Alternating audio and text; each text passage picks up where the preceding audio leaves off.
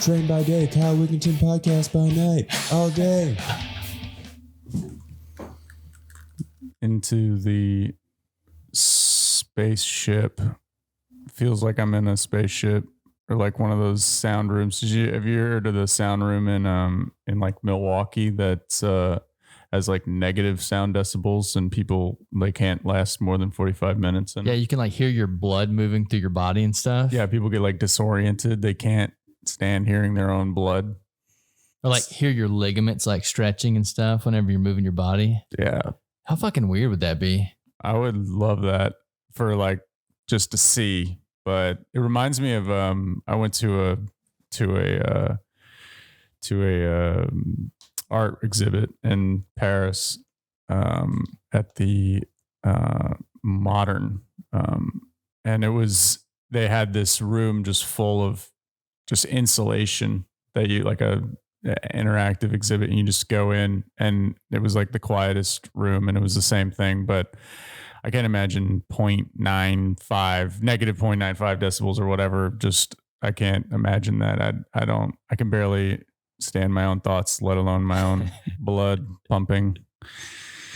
It's a little too surreal. That's what it is. That's what it is that people just aren't in touch with their own like reality. And so like once you hear your own blood, you know, you're like, oh, I'm a living, which means that like death is a possibility. And they're like, oh shit, this is fragile. And then you're just like, it's a tumble.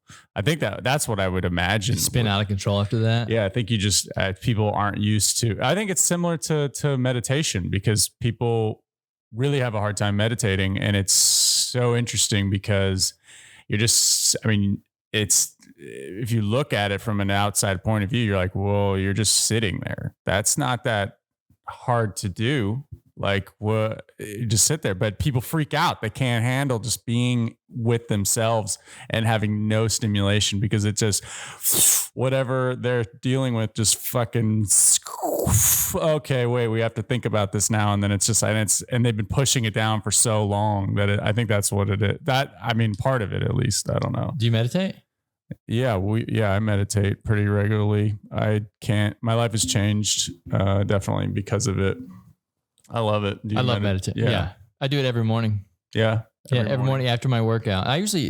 For me, working out is kind of a meditation in itself. That tracks. You seem Zen a lot. I can feel that Zen sort of, thing going on. You can tell when people have been in that state of mind for a while, and it holds you at that body. Yeah, but I agree with I think we talked about this last time with working out. It was like a meditative state. It's I enjoy it a lot. If I don't work out, sometimes it's just also it's like I need to feel like I'm getting strong. It's like you need to feel like, all right, I'm doing something with my day. I'm moving forward physically. Like I don't know, that there's something about that too. The motivational aspect of it, of like, all right, I'm going to go a little bit further, pump a little harder, like whatever. There's like that you need that moment of like, all right, I'm instead of sitting on my ass, or instead of pumping what I might normally do. And I don't know why I'm calling it pumping. I've never called it pumping. It's like Arnold Schwarzenegger, and he's like, it's like coming, I'm coming in the bedroom, I'm coming. That's such a famous, great line. But it's true. It's like that feeling of like, all right, I'm going to push it harder, just a little harder, whatever I am, I'm going to push it a little harder. Like that is a nice click for your mind. Like, well, today, at least I did that, I guess so. Like I never think about it that way. I just know that if I don't work out, I'm a nightmare of a human. Yeah. But I think it's something with that. Like I need to have get that energy out or something in the morning. Mm-hmm.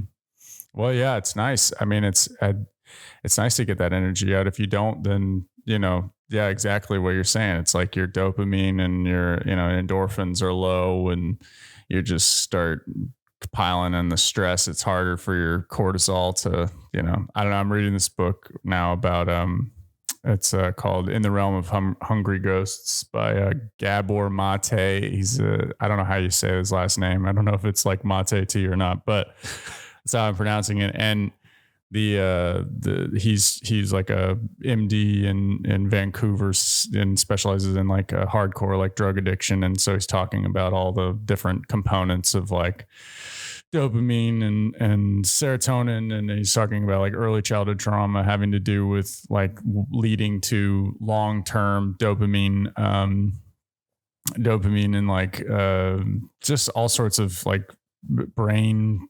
He's like talking about natural benzodiazepines being down if you are like have like all the things that we need as a child. If you don't have them, then you seek them as an adult. Then you seek them. You become like and that's why I think you need things, healthy things like working out or whatever it is to fill that instead of heroin.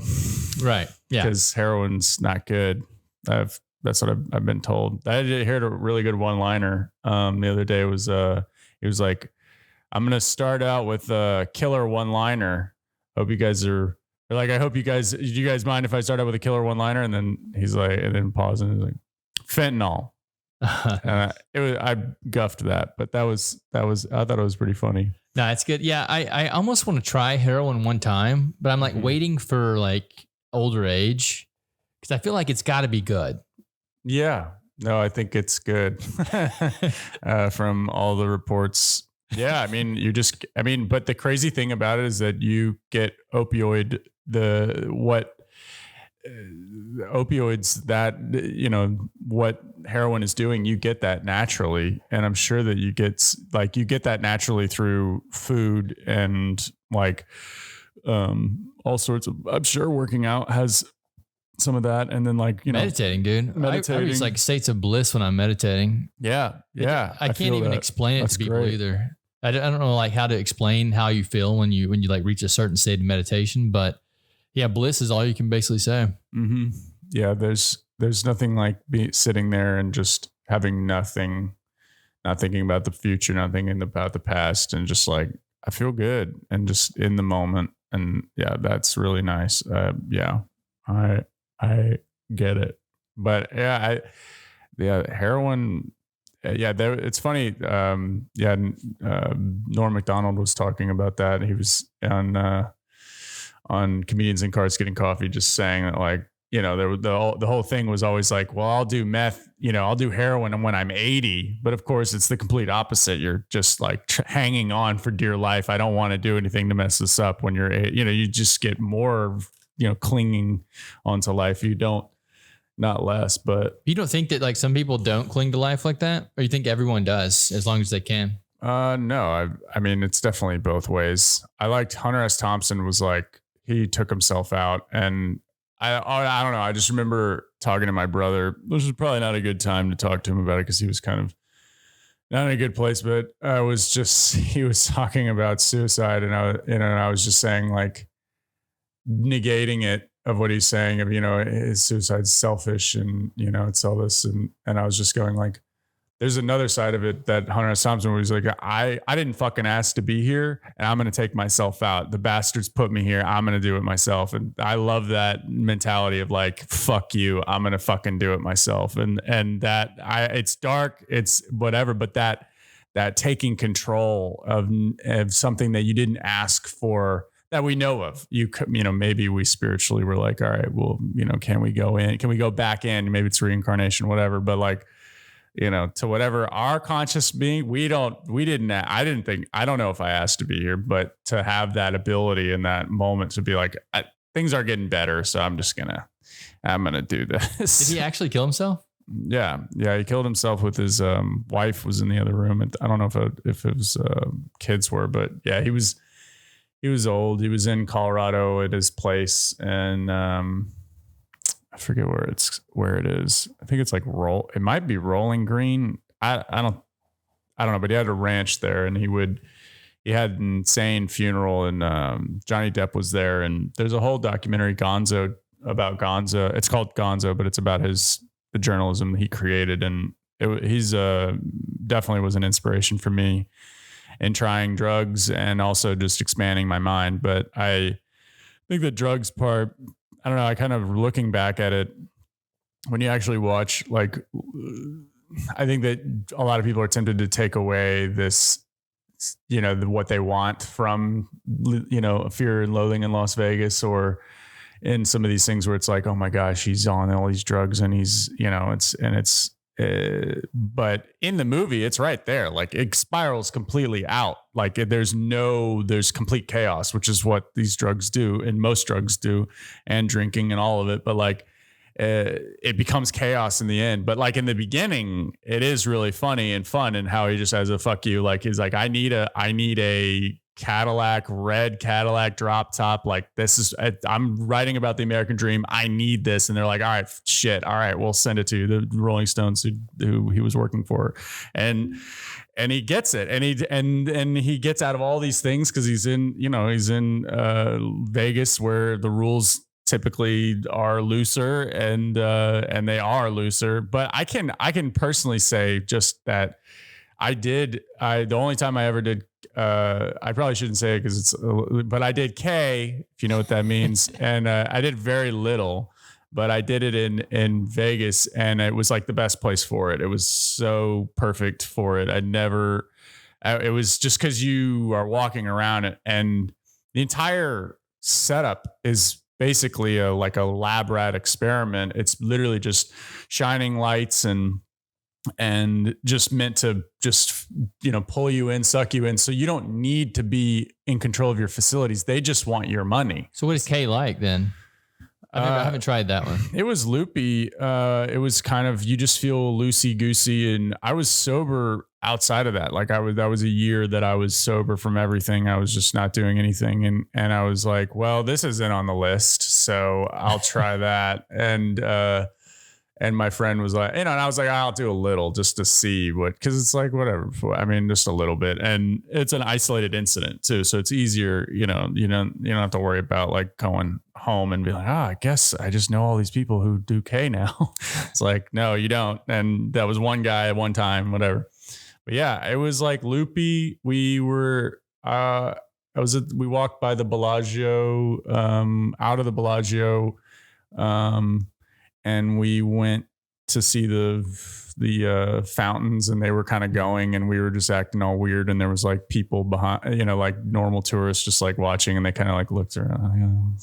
They're kind of weird. And then we just kept walking down the promenade, and yeah, I mean, it was just weird because it's surreal, and Vegas isn't necessarily somewhere that you want to be in that. Yeah, I don't think I would. When I do like psychedelics and stuff like that, I want to be away from people. Yeah. It wasn't sensitive. It was kind of better because it wasn't like a sensitive thing where like when you get on LSD, you get on shrooms, like you're like, oh my God, this is disgusting. We're all heathens. And, there's dicey demons in their eyes. And, you start like really analyzing it. And some of it's true. Some of it, you're really like capture. That's why you need to be in nature. It's like, you need to be around like serenity and whatever. But like, yeah, it was loosey goosey. It was like more of taking like Valium or something and with a hint of like alcohol or some, I don't know what the proper equivalent would be, but it says something. They're using these things for therapy and stuff now. So I mean, it really says something that they're good for, I think, I think that thing, it's interesting. I don't know what I'm thinking about when you just said that is just that like your, anything that just allows you to drop I think what it is almost it's not even that it's what it is. It's not that it's K or that it's Molly or whatever they're using, these small doses. It's like, it just allows you to let go. Mm-hmm. And that if you can do that, that's what allows that other stuff that you've been pushing down to come up. Does the drug matter, you think? I don't. Mushrooms is what did it for me. Yeah. But it did the same thing. It basically showed me that I was not this person that I think I am. Mm-hmm. Like there's something different that I am. It just like broke me out of that box of like, you're Kyle, the ego. Mm-hmm. It's like, no, you're not. You're something else. Yeah. Yeah. But I mean, I don't know if it matters or not, but I think that it's the experience. Mm-hmm. Yeah, I think the experience of that's another of those things that's hard to explain. Yeah, I think it's interesting. I don't know. It's it's funny because I don't know. I always look at people on stage doing stand up and they're talking about, so much of it self-deprecating. And like in the beginning, I just knew I didn't like it always. Like sometimes you get up there and you're like, oh, that's funny. But a lot of times some of it's just self-deprecating and it's not true. It's not like what I'm seeing. Like, I think that I do that sometimes because like some of the stuff that works for me is that that's worked for me is that, I talk about how I look like, like Ted Bundy or like I look like a serial killer. And sometimes it tracks and people think it's funny, but I do feel sometimes I do it and I get on stage and people like, I can feel them being like, no, you're not that. Why do you say that about yourself? And I think that that's what I was experiencing when I was watching stand up, like in the beginning, was exactly that, of going like, I don't really like, I know what you're saying, like in the worst light, that's what you're seeing, but that's not, I don't see that, like I'm seeing something else. And it's like our egos are the same, where you're living your life and you're going, well, I was born here and my parents did that. And this is, I made these choices and those had that effect. And, so here I am and this is who I am. And I think to me, that's what the beauty of like moving around a lot has done for me, where I've gone from like every place that I was feels like an iteration of where I was at the time.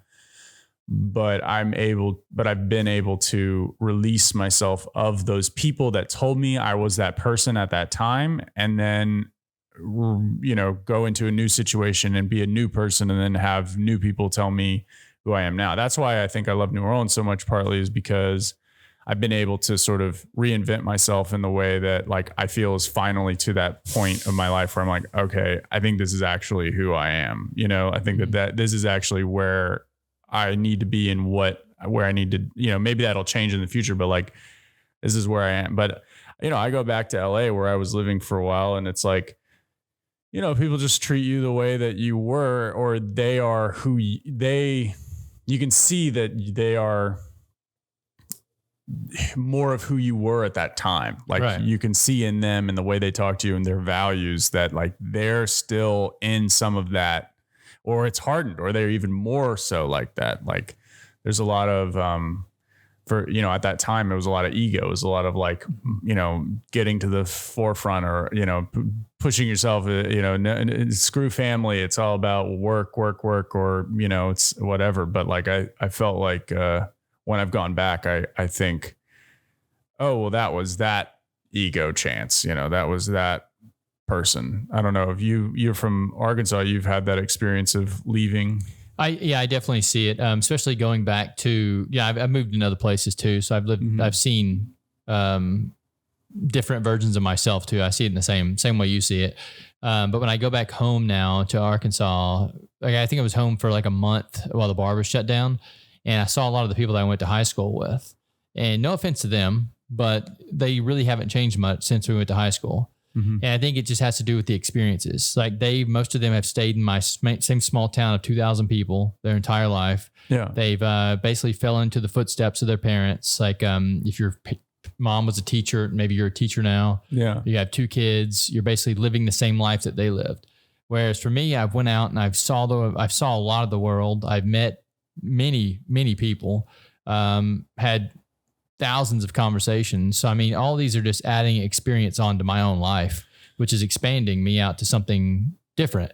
It's making a new version of myself. So it makes sense that I would be different than the guy that used to be there. Do you think that your childhood experiences like led you to that, like led you to leave? Like the way I'm thinking about it, like this is a hypothesis of what you're saying and what I was reading, it's like, there's people that live like these cush lives. Basically, they had emotional nurturing, not cush, but like they had a proper upbringing. They're well acclimated in terms of like, if you look at them clinically, like they had emotionally, they're adults. They were held and, for long periods of time, they weren't neglected. They felt safe. They had all the things that you need to have a healthy brain functioning emotional experience.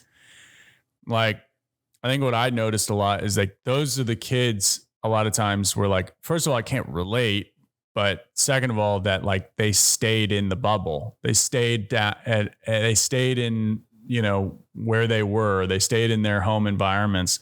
And I think it's like, as much as we lament, or I lament sometimes being, raised in a way that was stressful and not cohesive to giving me what I needed, from a human standpoint, like it also provided me with like, I got to get the fuck out of here. And I have trauma. So I'm not comfortable with these situations. I need to chase something that gives me more dopamine, because literally the dopamine levels are down. So like the usual normal stuff isn't going to feed that. So like, is it that the people that you're seeing are people who had relatively good upbringings, and I mean, actually, I don't think it's proper to make it either or. I think that there's some of those people probably like that. And then there's another group who are just scared or financially dependent, and they just don't want to leave because it's just too hard. Like or there's just a way of the world, and you need those people to stay there.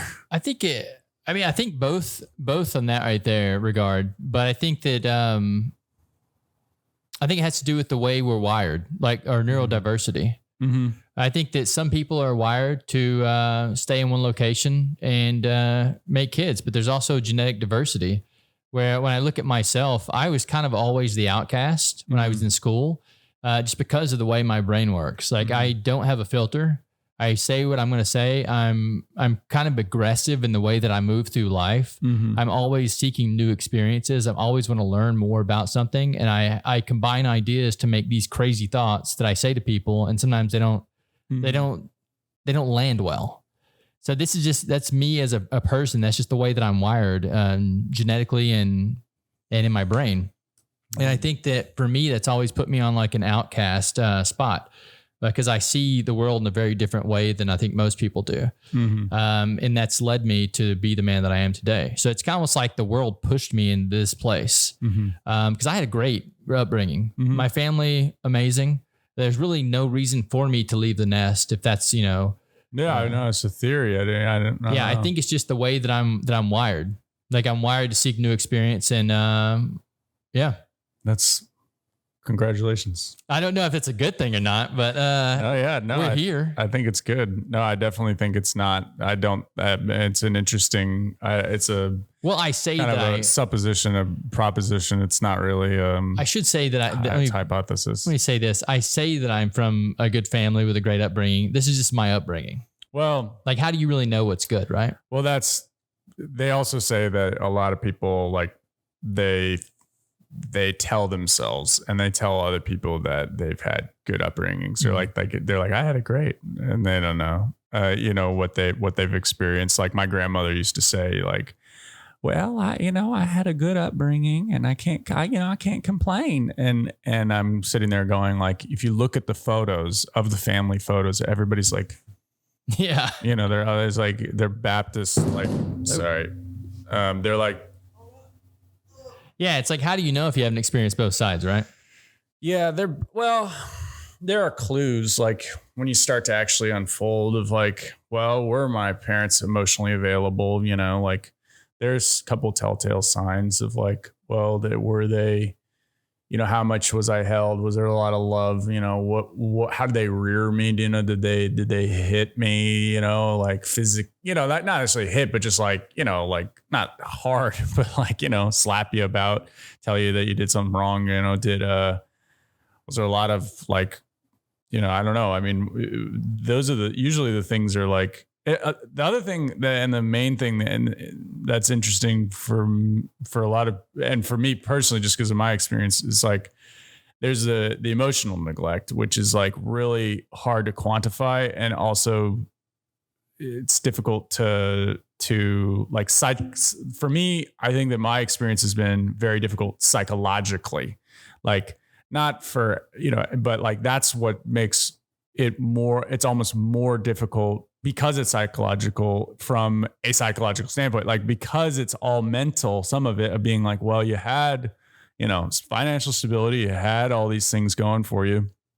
It should have been grand, but there was just and you know, there was just so many missing parts in terms of like this emotional like void that was there, because my parents were divorced, ended up divorcing, but like that they divorced when I'm 5, 6, and that, you know, that's lead up. I mean, you can't, they're probably depressed the whole 5, you know, you don't just decide to divorce out of nowhere. There's a lot that can happen in those first few years too, in a child's life. Yeah. A lot like imprints on the kid too. Yeah. That's what I've been reading about. And I've known about it. Know. Yeah. Right. No, I mean, I know now. I mean, now I understand. I mean, and I got sent away when I was 10 and, you know, was told about this stuff when I was like, I know once I got better, but like when I like 11 years old, was kind of when I awoke, and, you know, I had therapists telling me that, like, you know, that, you know, you need somebody you can trust, you need stability, you need these emotional things. I didn't know. They basically just said, your parents are divorced. That's why you're messed up. And that's because that's all I could understand at the time. Mm-hmm. But as I've gotten older, I go like, I've done that exact math of like, oh wait, like, they got divorced on the time. That means that it was probably pretty rough for a while. Like, and so like those early years when I was like that, it was probably, but yeah, I don't know. You think you still think with some of that knowledge that you had a good childhood, you think your parents were like, not that it, you know, well, I'll tell you an example. My uncle, they couldn't have children of their own. Oh, so they adopted a child. Mm-hmm. And when they adopted this child, they adopted it from an abusive family. Mm. And the first kid they adopted, he was like already kind of screwed up because the family had put cigarettes out on him and like abused him and stuff. And he was like 2 years old when they got him. Yeah. And like, you know, we'll try to turn this around. So they adopted that one, and the second, because the family had another kid, so they was like, okay, we'll adopt this one too. So they adopted the second one. The second one was the same way. They were putting cigarettes down on the kid and everything. And then for some ungodly reason, they had another fucking kid. So they were like, we'll take this one too. They just kept cranking them out. That's really interesting. Yeah. So they had this third kid, and they were already seeing the issues evolve from the first two kids. And like, we want this one from day one. As soon as the baby pops out, we want it. We don't want them to be able to do anything to the kid. The third kid is the only one that's actually normal. Mm-hmm.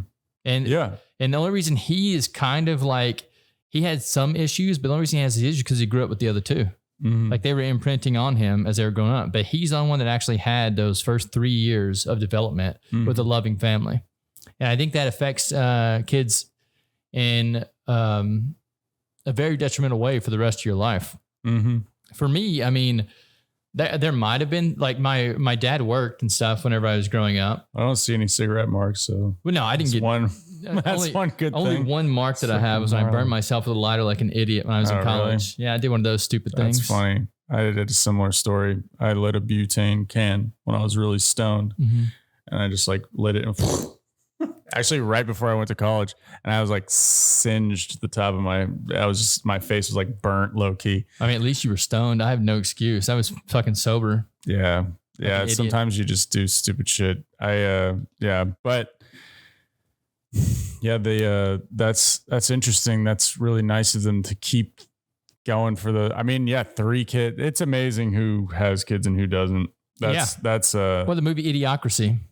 Like that's where we're headed right now. Yeah. Well, yeah. I mean, yeah, I don't know. We'll see. But it is interesting. Yeah. That's those early, that's what the book says. I mean, that's what it's been saying. And it's just like these first 3 years, you know, are really important, but it also, I haven't gotten to the part where he talks about, you know, like he's hinted at it or discussed it, but he's just basically saying that like, you know, we are more than just our childhood and our brains, you know, you can sort of heal yourself. The brain is has neuroplasticity. You can, you know, but I do think that it has a significant, I was just thinking like, you know, they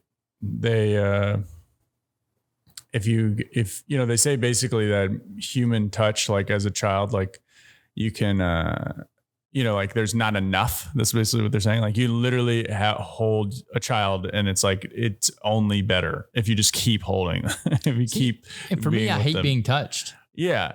But as a child, Well, that's what I wonder. I wonder if something happened when I was a child that made me not want to be touched. Yeah, I don't know. I think I don't know. But I just remember thinking like they should just give moms like Molly. They should just get and just like little low doses of Molly. Just, oh, wow, this is incredible holding my baby.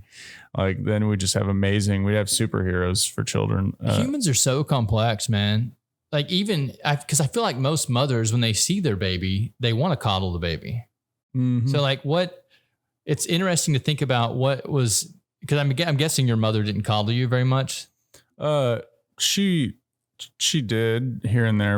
I mean, yeah, I'm definitely, I'm pretty well adjusted relatively, but like, yeah, I think that what happened is just, you had a marriage. I think you had, really what happened was that when she was young, my grandfather got Parkinson's like around the time she was in the womb. So his entire life he was decaying. Mm-hmm. And then my grandmother didn't really know how to deal with it. And so she just kind of emotionally clammed up and was stressed the whole time and, watching her husband pass. And then,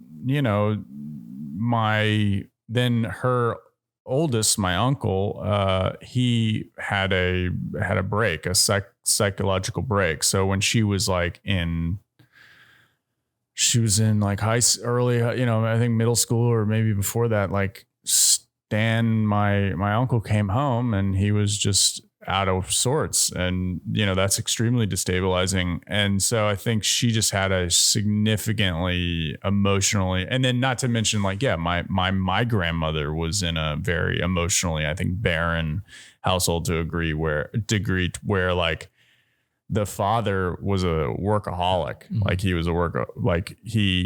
was a behemoth in in terms of like being a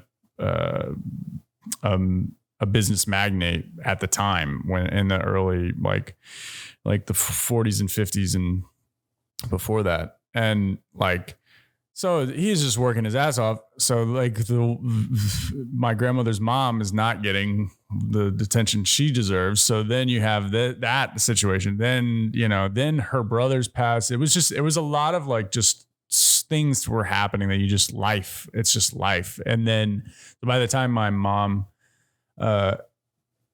had me, it was like she hadn't dealt with that stuff. She hadn't really dealt with anything, and in an extremely sort of significant way. And a lot of that stuff was exactly what we're saying, which is like, it's just early childhood. It's like, that's just that's where your dopamine levels are going to be. Like, that's not that it always is that way, but like you have to work. It's like, we have to work harder to get a higher hit in our day to day. Like, that's why it's hard for me to relate to, I think, some people who are like well adjusted. It's like, because they're having a better time in some ways. Like they're getting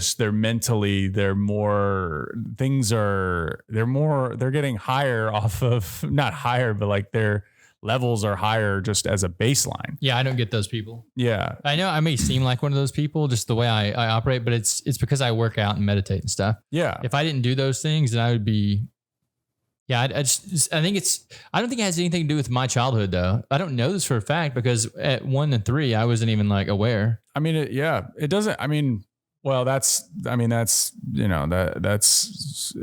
I'm not trying to figure it out. I mean, if you're interested, maybe you can. I'm very interested. I love talking about stuff like this because I think that, so you ever heard of Robert Sapolsky? Stanford behavioral psychologist. Mm-mm. And his like whole thing that he says is that that there is no free will. Mm-hmm. That the next choice that you're going to make is you're only making this choice because of other things that have happened in your life. Mm-hmm. So there's only one way you can go, the next.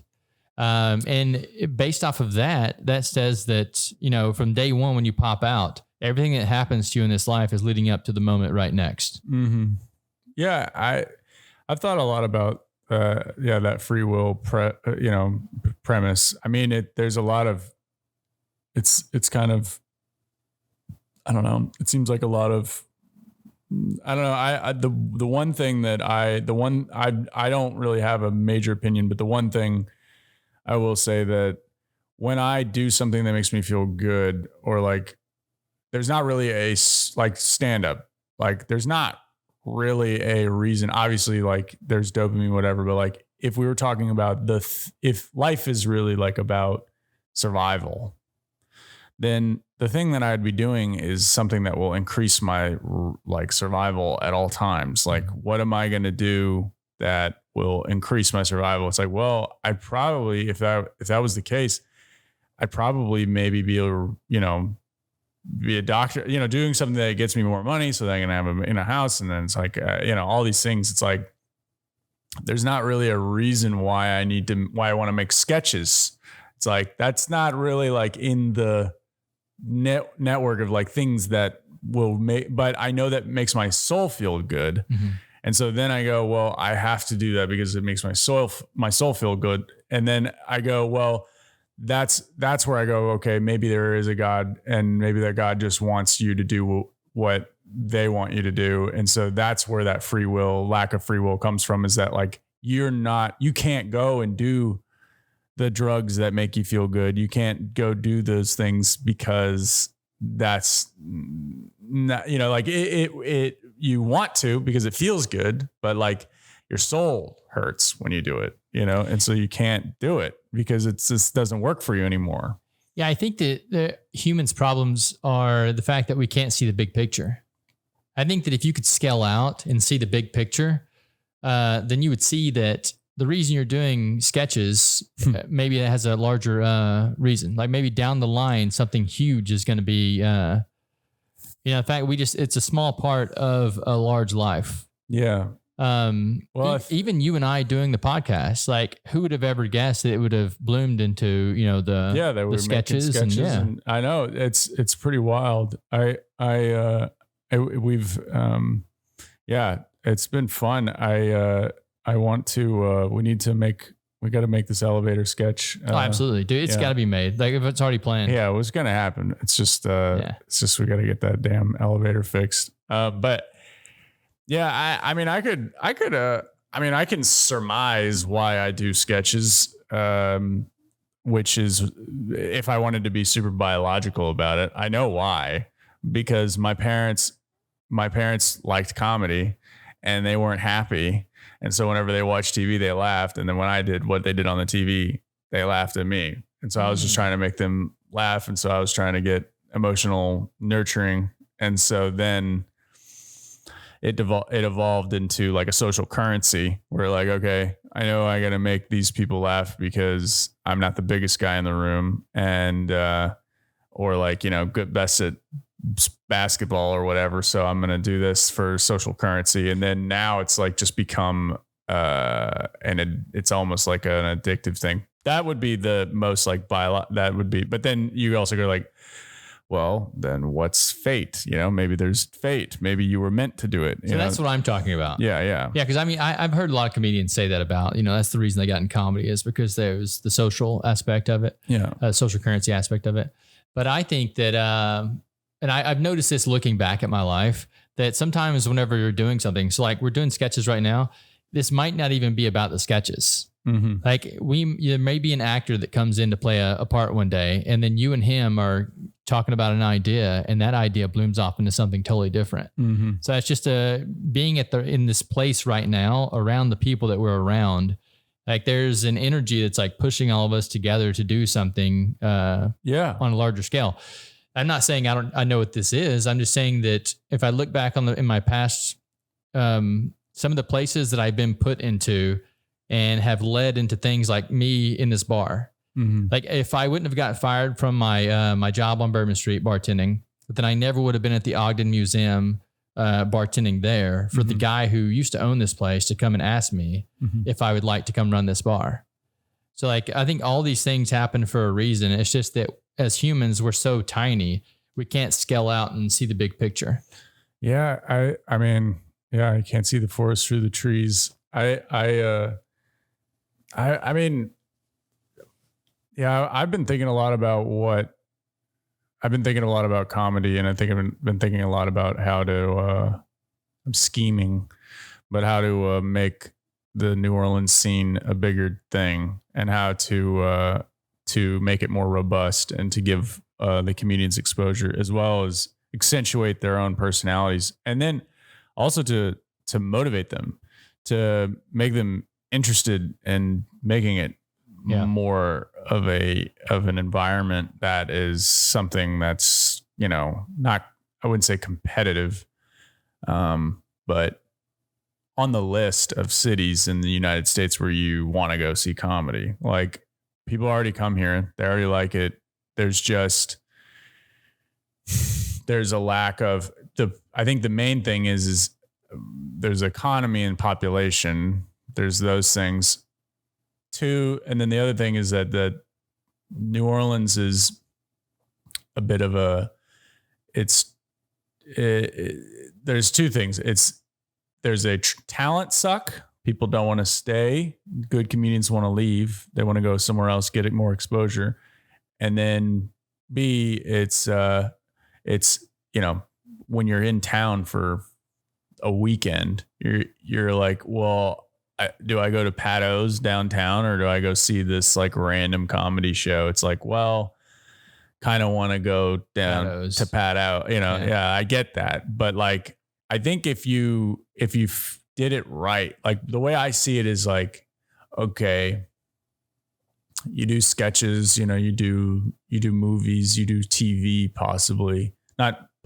definitely some type of TV show about New Orleans scene.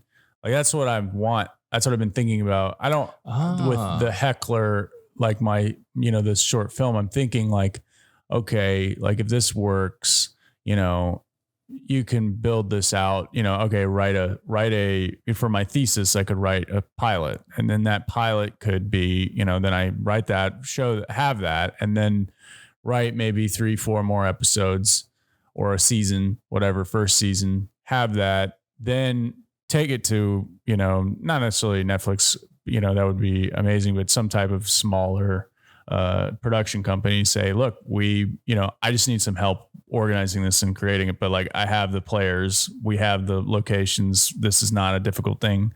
And then show them, the part of it is the wild world of just stand-up comedy. And then, of not stand-up, but of open mics, and of the early stages of it. And then having the interesting characters and places that you experience in New Orleans, because New Orleans isn't like anywhere else. And the people you're meeting, it's very diverse. There's very different people. And also everybody's a character. There's not a single person in the comedy scene where I'm like, that's not, there's just a make of them. Like there's definitely plenty of like white guys that look like me that like we kind of say that's probably the most robust group of like copycat. Just, you can't, because it's just, we're a large population and we are interested in comedy. So you're going to have a lot of that crossover, but like there's so many different characters. I don't know. I just see it as like, and then another thing we need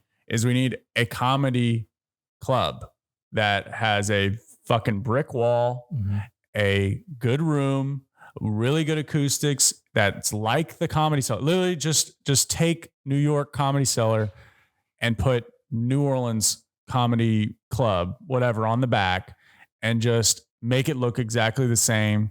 And then also filming all the time. And so you're flooding the network, flooding the world anywhere with comedy that's worthy of being heard. And so eventually what you're looking at is like, a slow folding. But then what's going to happen is everybody sees this and they're going, I want to go to fucking New Orleans. I want to see this guy. Yeah. This is fucking funny. And they're like, they'll go and they'll be like, all right, I want to see this. And then you've all of a sudden, of course it sounds so good in theory. Who knows how the hell it would work out? But like, you all of a sudden have a tourist. They're coming to you, because I don't want to fucking go to New York. Like I love New York. I would love to be in New York. I want to do sets in New York. I want to do comedy in New York. I want to do SNL. Like I have dreams. I want to do those things. That would be amazing. I'm not going to sit here and say that it's what's going to happen, but like same thing with LA. I like LA. I would go to LA. It's great. Live there, though. But I don't want to live there. And same thing, Chicago. I want to go to Chicago. Chicago's great. I want to do comedy there. I don't want to live there. Like I want to stay in New Orleans. I'll run the fucking show. We'll get everybody together. We'll make this all work. And God damn it, I want to fucking make it work. But that's sort of what I've been thinking about. And when you're talking about like why things are put together, I'm sort of in my mind making like I'm trying to architect like this, and I'm doing like every second of like all these little things that I'm doing are trying to build to making this some sort of like robust business structure. Mm-hmm. Not necessarily it has to be a business because that's what it ends up being, especially in the United States, but like it would be a culture that you're creating. And I don't know, I see a lot of potential, and I don't see any sharks in this community that are like there's not financial backing. That's one. And two, I don't see the mentality. I don't see that mentality in anybody. Everybody's kind of out for themselves. Yeah. They're like haphazardly, like, this is what, okay, well, we do this show. And like, I'm learning a lot about the shows and everything, but like, it's interesting to, I don't know. I'm anyway, as you can see, I am thinking. No, I'm thinking a lot. I think that everything you just said there is an amazing idea. Yeah. I think especially the TV show, like if you could actually get, it makes sense now when we're just shooting the heckler. Mm-hmm. Like that makes a lot of sense why you're doing this. Well, I didn't actually have the idea, by the way. I just wrote that was I have been thinking about all this. That was part of it, but I had a friend, a fellow MFA guy, and he read it and he was like, this feels like the start of something. Absolutely, dude. Yeah. I think that's a great idea, especially with the TV show on Netflix, making New Orleans an actual comedy spot. Yeah. Like that's what we need. There's not a show like that, is there? I don't think so. I think this would be something new. Well, I think with that was something that Frank said. Yeah. He said that he reiterated what you just said, was like, I don't think I've seen like an open mic type show because the truth is like the open mics are so interesting. It's such an interesting social experiment when you really peel it back and you go, who the hell are these people watching, and who the hell are these people getting up, and why are they doing this? And it's the reasons on both sides there's a myriad of reasons on both sides of why they're doing it. And then it just creates such an interesting, but not only that, okay, so you have that, and then you have the fact that they're reliant on being social commentators. So they're telling you about the way they view the world, and it may be fucking completely off, but it also can tell you a little bit about it. But it's also about their own community, but it's also like what they're taking in from the world at large. So there's this really interesting environment of feedback happening where it's a very interesting thing. If you can really distill it and really capture some stuff, I think it would be really great. Well, there's so much you could do with that too. You could even take what the comedians do outside of the open mic. Like, what do you do after you get off stage? Oh, totally. That's another thing, is that like the myriad of, and I'm saying I love this, my favorite word today. But nice. The amount of things that people are doing, like the lives that they're leading outside of it, is interesting too. That's what I think when I see all you open micers, when I see you outside and stuff. It's like everyone just they're all unique humans. That's what I love about comedians anyway, is that, you see like random people walking around all day long, and it's like, these are, for lack of a better term, NPCs. Mm-hmm. Like you're like, yeah, this person works 9 to 5.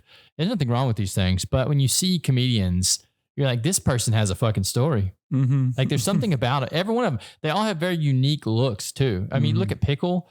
Totally. Yeah. I know you said you had your glasses on today when you walked in. You totally look like, what you say his name was? What? Ted Kaczynski? Ted Bundy. Ted Bundy, bro. 100% with the hat on and the glasses. But yeah, every one of you has a very unique look. You're basically a character. You're ready to be written. Yeah. I mean, I think it's going to be interesting trying to put it together and seeing who can act and that's all learnable skills. Yeah, I hope so. Yeah. You can't.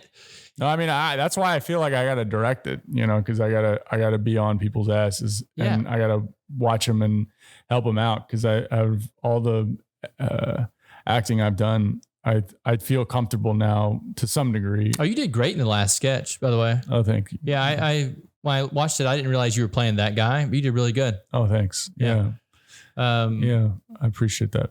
Yeah, that was a fun one. We had a good time. I definitely noticed though that the acting of like Tolpe and some of the, like, it was still fun and I cut it good, to where like, you could see I got the best takes and I didn't need to, direct them partly, but there was like, I watched in the beginning, I'm going, okay, this is tighter. Like we're getting better takes each time. Mm-hmm. The other times we got good takes, but it was just like more sparse. It was like, okay, because I was doing I was doing my shit. I was in the scene. So I wasn't able to like, I think if I can be at the helm, like with the heckler, I think it'll really help with keeping everything in and helping everybody's perform. I think, I don't know. I really do want to see it.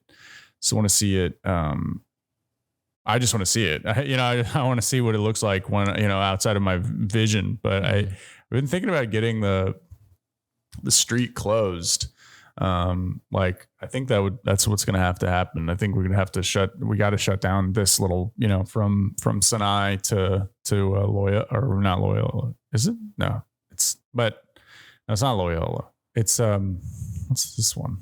I don't know. What all would that entail? I've never even thought about this. The New Orleans film, like NOLA Film New Orleans. Uh-huh. It's filmneworleans.org, or they have like film permits, and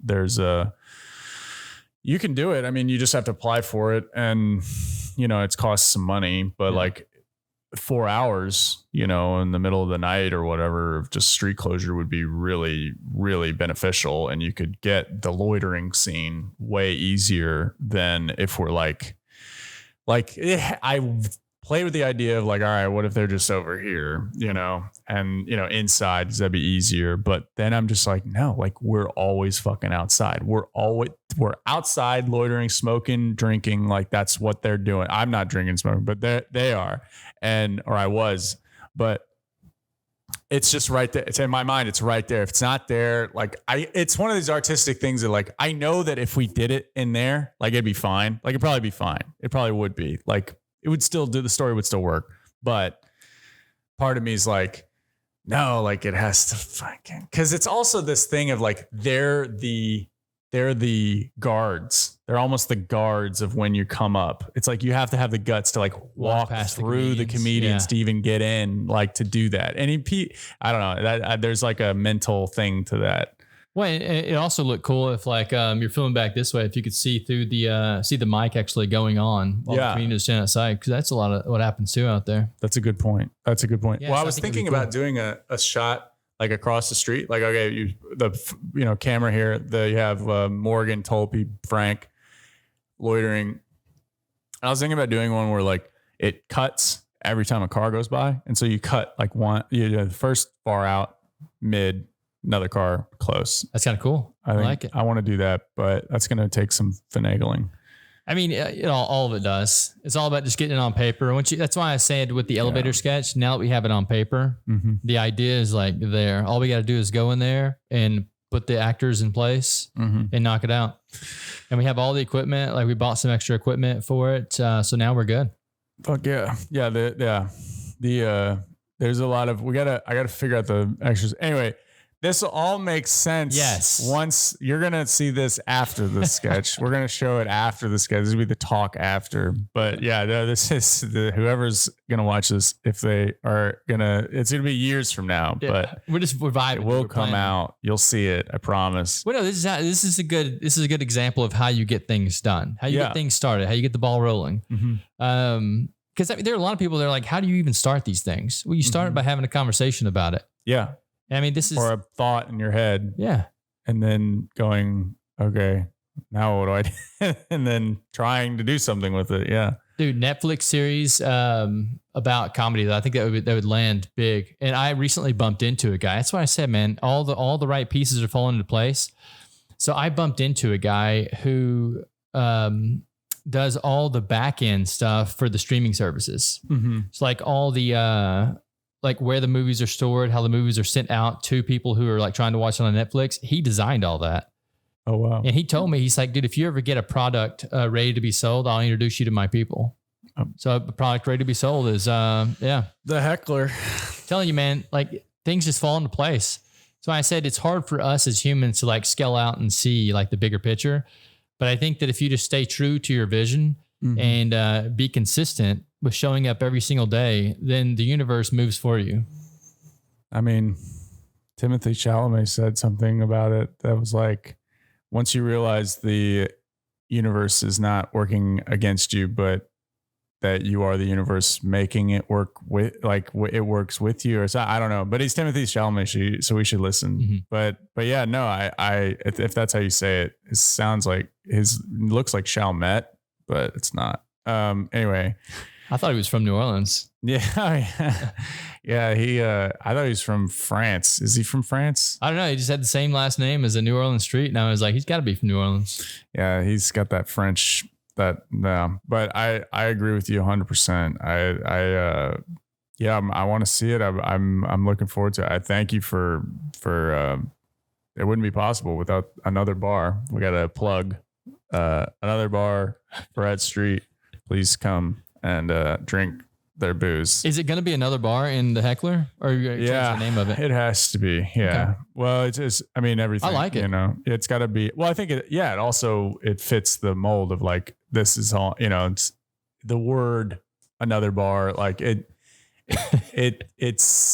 I don't know. It's just nice because it's like, well, it could be any bar, but this is the one we're at. And I don't know. I didn't, you know, it's more of just sticking true to life. Cause when I was writing, I was just going like, I had written a lot of stuff where it was like, I was trying to be clever or like trying to come up with some interesting situation. And then I realized like after watching enough of these short films, I was like, oh, they're usually hit when they're just like about an event, that like a single event in somebody's life that means something to them, and you know, that's real.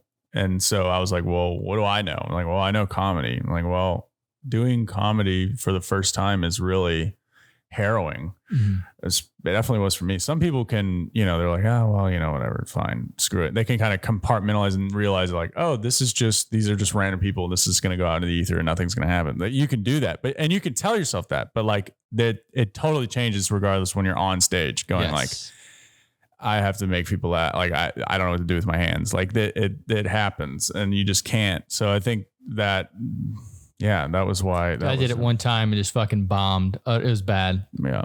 And I was like, yeah, this isn't for me. Well, yeah. But I tried it.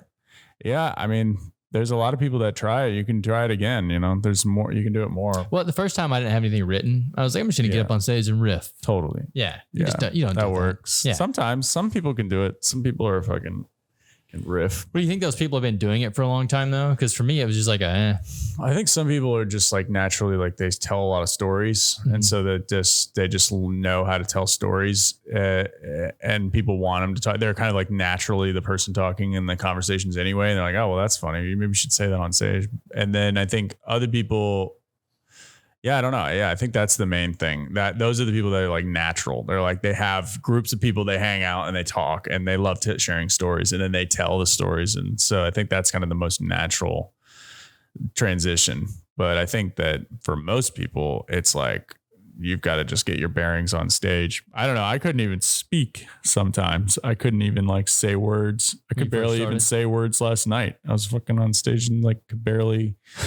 I was like, it was a weird room, weird setup, you know, like I was first to go up and I was just like, you guys ever, and I just felt weird. I couldn't do it. But I literally couldn't speak words when I literally was trying to make sentences. Like I remember, and I know exactly what I'm talking about. There was other places where I could do it, but Ice House, Pasadena, California. I got up, like I had done stand up for the first time. First time I did it, I actually did all right, but I was shaking and I was like, could barely, and I was around a group of my peers. So like, it wasn't really, but I got up in Pasadena to do it for the first time at Ice House.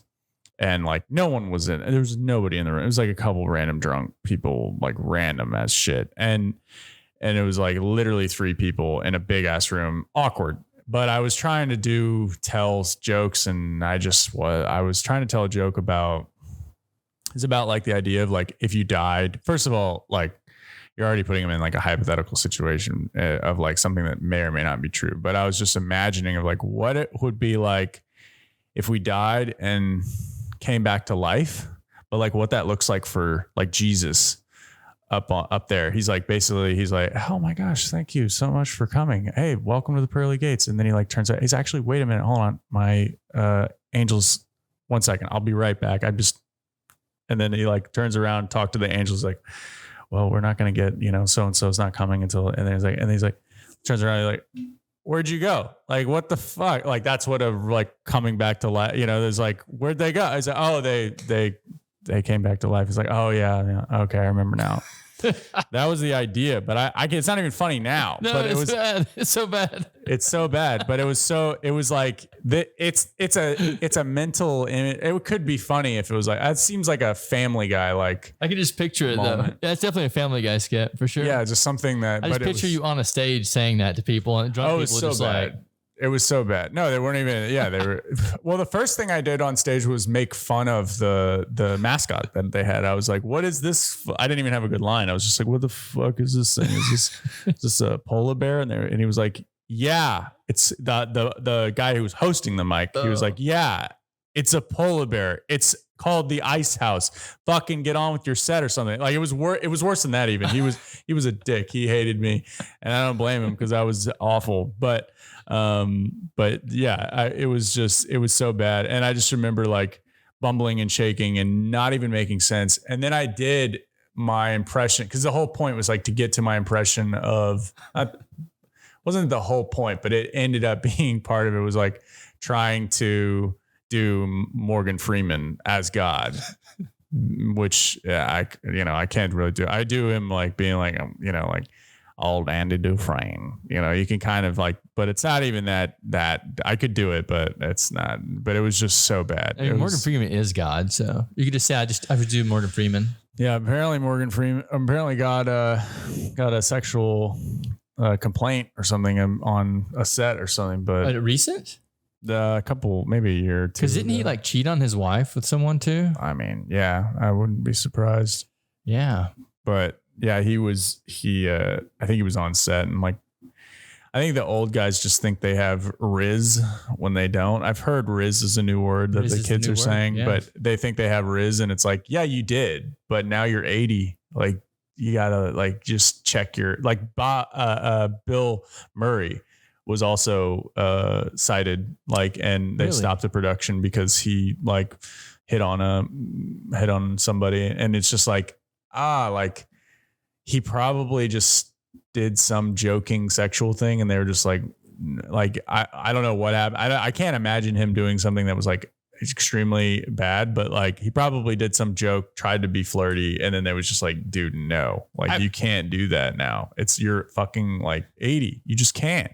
Well, I've seen some of the like memes. I'm not sure if it's real or not, but the Bill Murray memes where he'll like go to colleges and like go to frat parties and bang sorority chicks just because they want the story of, Bill Murray had sex with me. So I'm sure this is like landed for him a million times, but I think you got to know where you're at. If you're on a film set, you don't do these things. If you're in a frat house, fucking do it. Well, I don't know. Yeah, I don't know what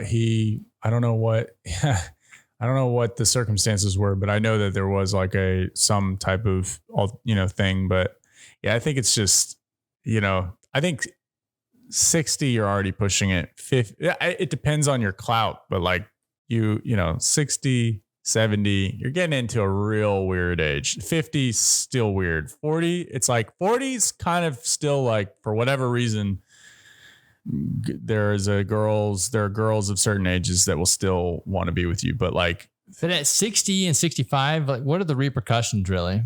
Like, might as well. That's a good point. Right? Is that you're gonna just die anyway, so you might as well just shoot your shot. Shoot your shot. Dude. I love that.